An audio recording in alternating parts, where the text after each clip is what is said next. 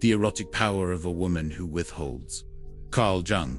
Most women are taught that to be loved, they must give their time, their warmth, their body, their soul. But some women know the sacred truth that to withhold is not to reject, but to reveal. Not to tease, but to test. To withhold is to call forth what lies buried in the unconscious of man. The shadow, the hunger, the hidden archetypes he dares not name. The woman who withholds is not cold. She is alchemical fire, held within the crucible of her restraint. She is not detached. She is attuned to the ancient rhythm of power, not domination, but gravity. What draws in without grasping, what compels without pleading. She does not rush to please, because she has nothing to prove. Her worth is carved not from the gaze of others, but from the bone of her own becoming. Carl Jung once wrote that the meeting of two personalities is like the contact of two chemical substances. If there is any reaction, both are transformed. But most men and women never truly meet. They perform, they project, they pursue phantoms of their own inner lack. And yet, when a woman withholds, she interrupts the game. She denies the projection. She becomes the mirror in which a man must face himself. What makes her erotic is not her flesh, though it too may awaken a primal ache. What electrifies her presence is not exposure, but containment. The discipline to withhold her essence until she is seen, not consumed. It is the mystique of non-availability that heightens her allure, because it stirs the unconscious. That restless territory where man is not in control, where he must submit to something he cannot name. You've felt this before, haven't you? The pull toward a woman who says little, yet whose silence speaks entire volumes of judgment and discernment. She watches without offering herself. She listens, but does not lower her standards. And somehow, the less she gives, the more you crave. Not out of manipulation, but because in her refusal to make herself convenient, she reminds you of your own inner disintegration. She reflects the parts of you that seek conquest over connection. She offers no approval to feed the ego. She waits, not to be one, but to see if you are worthy of approaching her temple. This woman is not hard to get. She is hard to reach, because she lives at a higher elevation, emotionally, spiritually, psychologically. She has climbed out of the wounded girl who needed male approval to feel like enough. She has walked through the valley of silence, learned to hold her own loneliness like a sacred relic, and emerged with something no one can buy: energetic sovereignty. And this sovereignty, it is devastatingly erotic, because it is rare. To the unconscious masculine, the woman who withholds becomes a symbol of the inaccessible mother, the shamed anima, the divine feminine whose presence demands growth. She evokes not just desire, but disorientation. And from that a confrontation with the truth, that lust without reverence is emptiness, and that access without effort is annihilation. Men who are still ruled by impulse will call her names: cold, frigid, arrogant, unattainable. But beneath the judgment is fear, because what they really mean is, I cannot manipulate her, I cannot possess her, I cannot bypass my own inadequacy in her presence. But you, if you are that woman, you must understand this. Your withholding is not a game, it is a spiritual boundary. It says, I will not open to someone who cannot hold what I am, not because you are cruel, but because you are sacred. Your eroticism lies not in what you give, but in what you deny until it is earned. Not from a place of superiority, but from deep knowing. That premature exposure leads to spiritual theft. That in a world that fetishizes instant access, the true treasure is that which reveals itself slowly, under the weight of reverence, time, and inner readiness. And when you withhold, truly withhold, not to punish, not to manipulate, but to protect the temple of your being, you activate something ancient. A man who is ready will rise, not to dominate, but to meet, not to conquer, but to earn. Because she who withholds is not afraid to be alone. She is not afraid to walk away. She has already faced herself in the stillness. She has learned that the most erotic power is not in how loudly you offer yourself, but in how silently you choose. And so, the man who encounters her, the woman who withholds, is confronted with a choice, not between her and another, but between the boy he once was and the man he must become. Because her energy does not respond to shallow pursuit. It does not kneel to flattery, nor flinch before status. She has transcended those currencies. Her currency is consciousness. This is the woman who no longer reacts from her wounds, but responds from her wholeness. And that, paradoxically, makes her dangerous. because she can no longer be controlled. She is not waiting to be completed. She does not wither in the absence of attention. She has made peace with her solitude, and now, her solitude is a throne from which she rules. Her withholding is not bitterness, it is discernment. Her silence is not absence, it is a mirror, and if you dare to stand before her, you will see yourself in that mirror, raw, unfiltered, and exposed. All that you project onto her, the craving, the idealization, the rage, the desire, she reflects back not as blame, but as clarity. She gives you yourself. This is the erotic power of a woman who has done her shadow work. She no longer gives in order to be loved. She does not chase. She does not ask for the crumbs of a half-present man. She has burned the scripts of old conditioning, the nice girl, the pleaser, the over-functioning natura, and now stands bare, wrapped only in herself. To the masculine unconscious, she becomes the animus-inverting archetype, the gatekeeper between ego and transformation, and whether he knows it or not, every man senses this, that to win her heart, he must first win a war within himself. She calls him to initiation, not the external kind of titles, trophies, or bravado, but the internal kind, the death of boyhood, the sacrifice of pride, the courage to descend into his own inner underworld, strip away his facades, and re-emerge with the sacred humility of a man who no longer needs to conquer. This is why she is feared and desired in equal measure, because she is not merely a woman. She is a threshold, but to reach her, one must slow down. One must see beyond flesh into the architecture of her soul. The scars that taught her boundaries, the pain that shaped her patience, the quiet hours in which she cultivated her power. She will not explain this to you. She will not convince you. She will simply wait. And in her waiting, she separates the surface from the soul. Can you feel it now? That edge between hunger and hesitation, that sense that you are being measured not by what you say, but by what you are when she is silent. She who withholds is not cruel. She is crucial. She is the feminine expression of the Stoic ideal, impenetrably clear-eyed.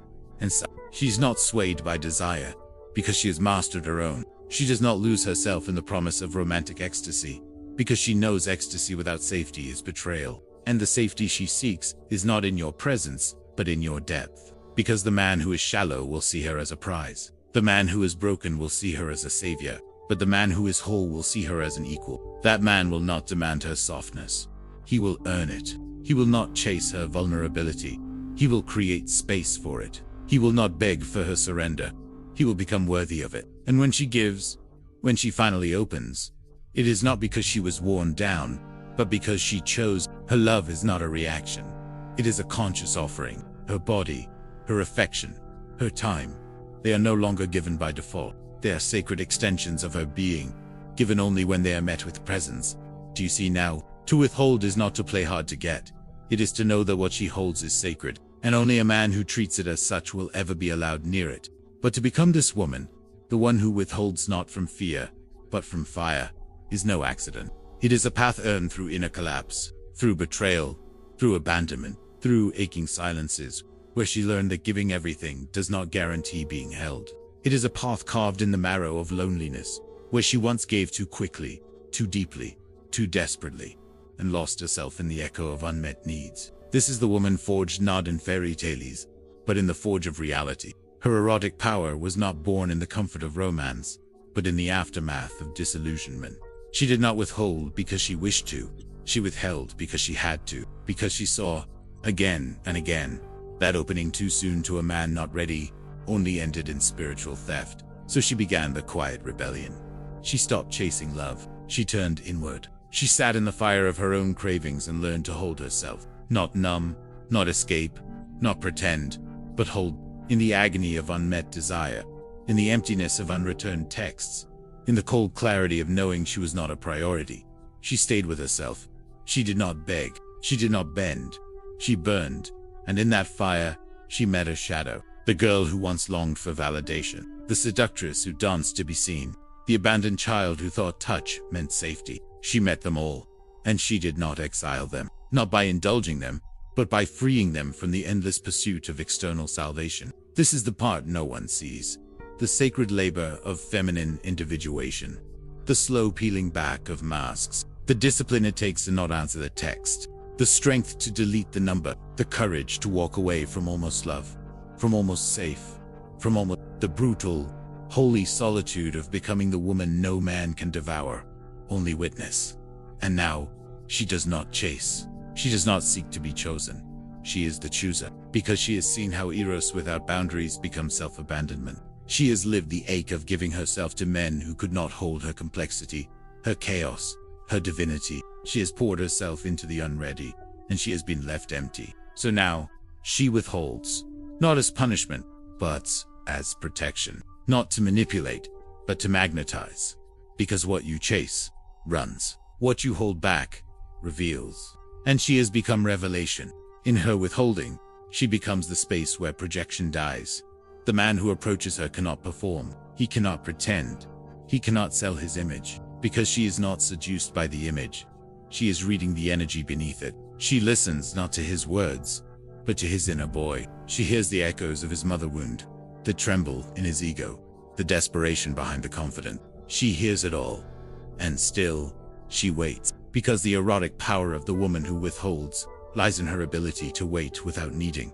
She does not withhold her love out of scarcity. She withholds it because it is not for sale. Her love is an initiation, not a transaction. And until you are ready to rise into your own king energy, not perform it, but embody it, you will not feel the warmth of her gaze, the softness of her surrender, the divine weight of her yes. Because her yes is holy now. It is no longer given to men who speak in promises but disappear in presence. It is no longer handed over to the half-alive, the emotionally unavailable, the spiritually stunted. Her yes is rare, and therefore, it is revered. This is why she is erotic beyond flesh, because she does not need to reveal skin.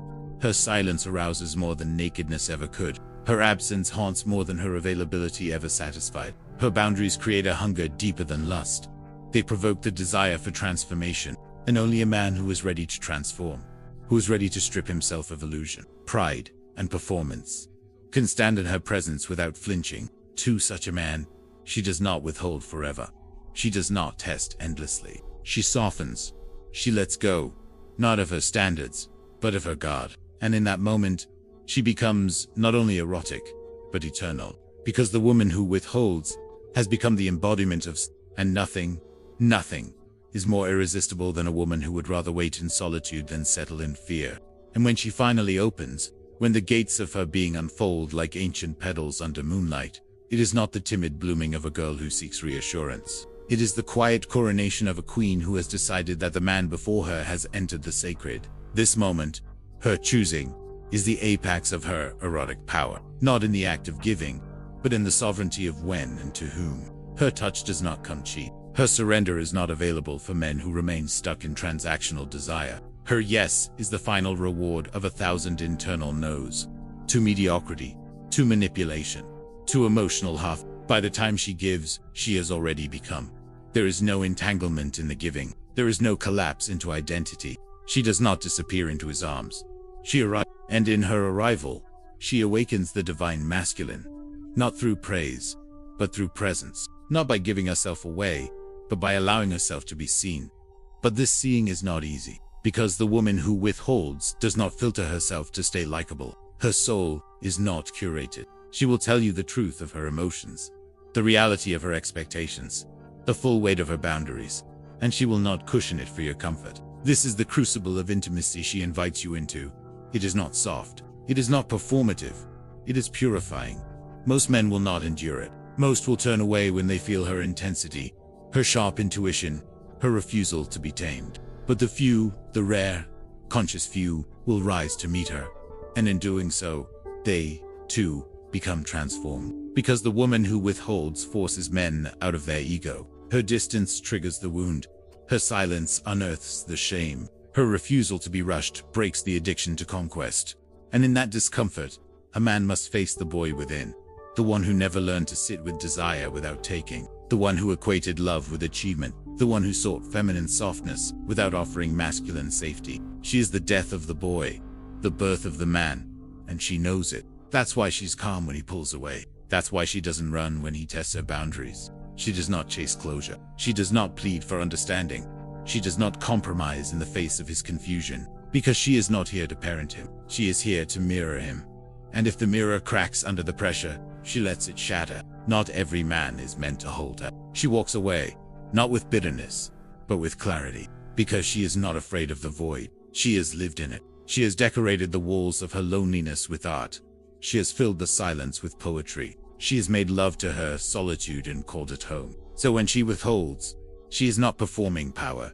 She is living it. There is no neediness in her love. There is no rush. She can wait a lifetime for a man who is fully present, because she would rather die alone in her truth than live entangled in emotional poverty. And this is the revolution in a world where women are trained to give their bodies away to be chosen, to over-accommodate for scraps of attention, to withhold their needs so they won't be abandoned. She is doing something radical. She is choosing herself.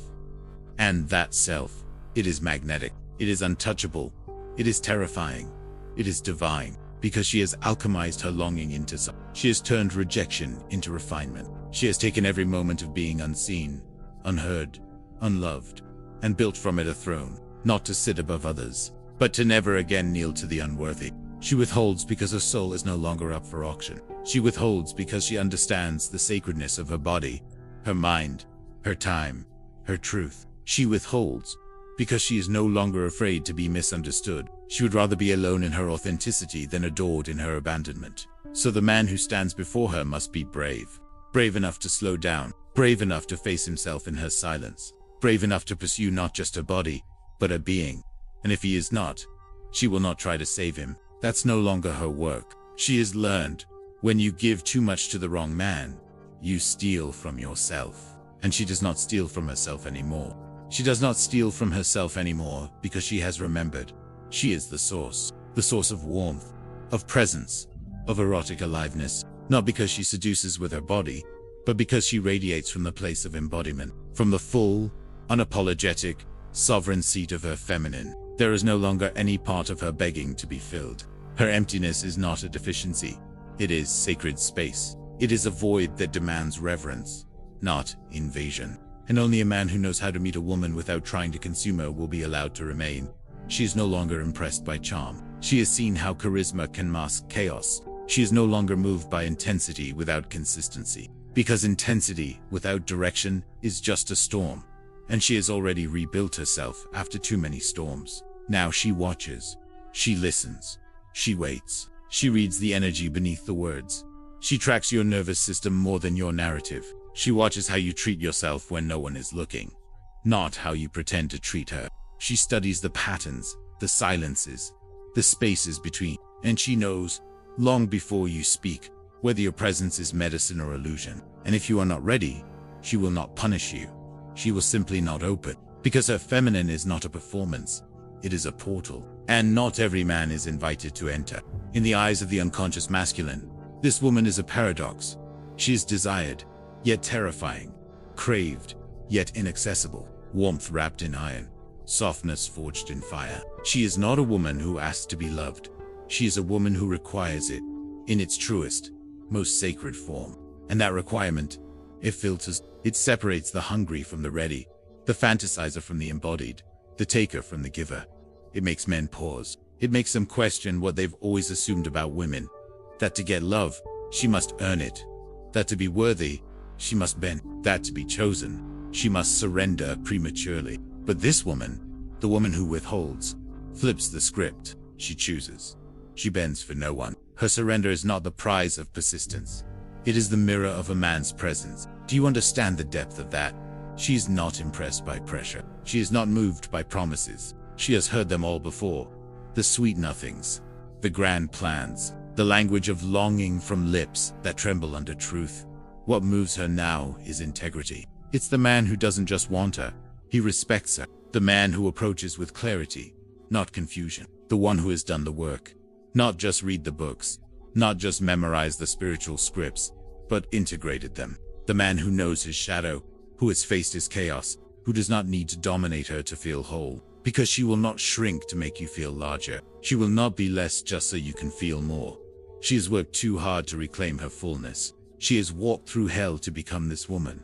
The woman who withholds, not from scarcity, but from self. And this knowing, it's erotic, not because it performs, but because it reveals, slowly, powerfully, without apology. Every glance, every word, every moment with her is calibrated, not calculated. It is the refined art of energetic alignment.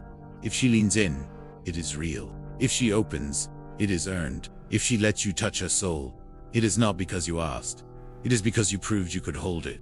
She knows what it costs to be vulnerable. She has been shattered by those who could not hold her truth. So now, her vulnerability is rare. It is a language spoken only to those fluent in presence, in patience, in psychological safety. She will not offer herself to someone who fumbles intimacy. She will not crack herself open for a man still hiding from his own emotions. Because this kind of woman is not waiting to be rescued. She has already rescued herself. So if she stands before you, whole, embodied, radiant in her refusal to chase, know that you are witnessing something holy.